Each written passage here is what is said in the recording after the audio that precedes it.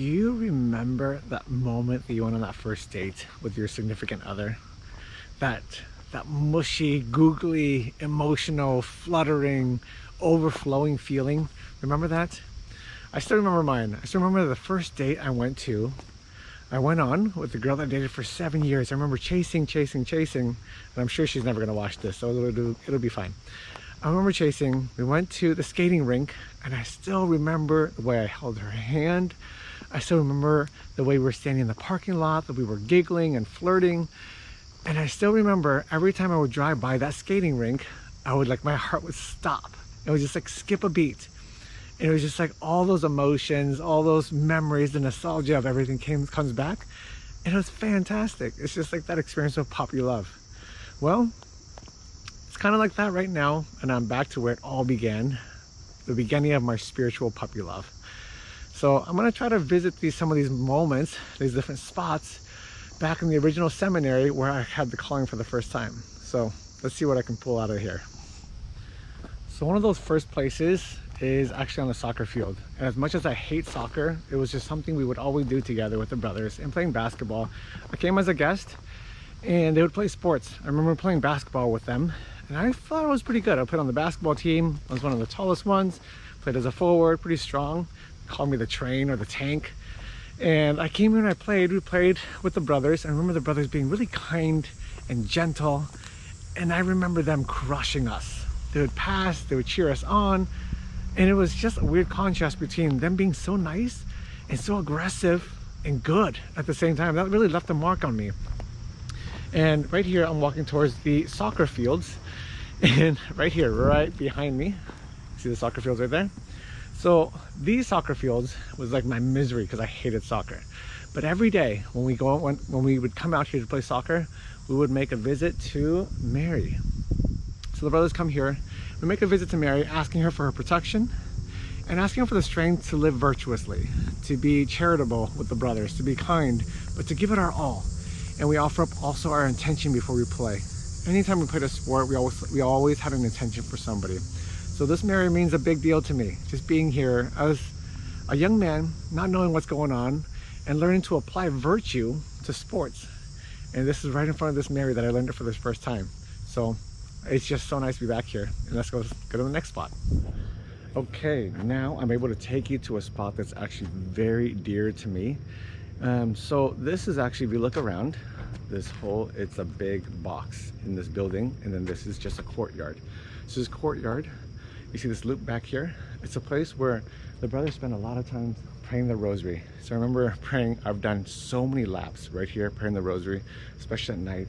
Sometimes in the beginning when it was really, really tough, I'll come out here after night prayers, I'm praying the Rosary, I'm asking like, what in the world am I doing here? And it's like just doing my laps, asking Mary, and it was not this statue. The statue was recently replaced because the other Mary got really beat up by the storm. But this sign right here, this sign has been here and has been the salvation for so many brothers, and just like me. It was not you who chose me, but I who chose you.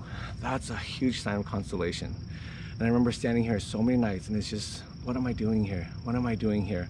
Or those moments where it's like, I can do this. And it's a moment where it humbles and at the same time it encourages. And this Mary, well, I think is really funny because we're learning through different classes. I remember going to different retreats or receiving different talks. And I'll come back and I'll tell Mary about that. Like when I learn something new about her, it's like, oh, look, I just learned this and it was really neat.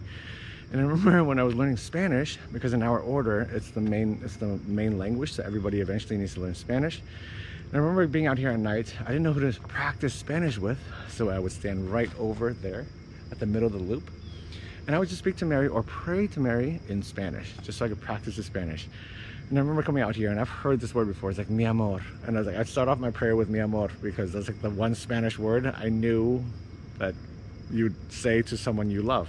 But it actually turns out it's like the other type of love. But when I discovered that was really funny. But yeah, so this Mary right here has been just a huge consolation for me, especially in my rosaries and in the beginning of my vocation. So let's see, I'm not sure, I gotta run. We don't know if we have much time. I gotta get ready for Mass. So I don't know if I'll get any more parts of the seminary. So, well, let's see. I have no idea if this is gonna be too dark or not, but you see these desks behind me? This is where we start off. This is where we receive a lot of our like formation in the novitiate. And I want to sit this way because there's an image of Christ right there. So we've spent probably the first 2 years hundreds of hours just sitting in this classroom, receive our intellectual, spiritual, and just introductory formation. And I remember sitting here, right literally in this seat right here by the window, and we're receiving classes, and I remember just hearing cars in the background, and I love cars. I remember hearing like the boxer engines and different cars, and it's like, oh, I know what that car is, and I really miss it. I want to go home, and I just want to work on this car. I want to buy that car. I want to work on this project. And I just remember just sitting here, looking out the window, looking at that Mary back there, and just questioning my vocation, but always refreshing and looking back at this Christ right here. And one thing that I'll never forget, one of these introductory classes, Father was pumping up the mission, saying how many people need help out there and how much we could do as a priest or as a missionary, as a religious. And we were getting really pumped up. And then Father said, that's great. You want to be a missionary? You want to get out there? You want to save the world? Save the one in the mirror first. So that image right there is like ingrained in my memory. So whenever we look in the mirror, whenever I look in the mirror, I'm thinking, do I see Christ or do I see myself?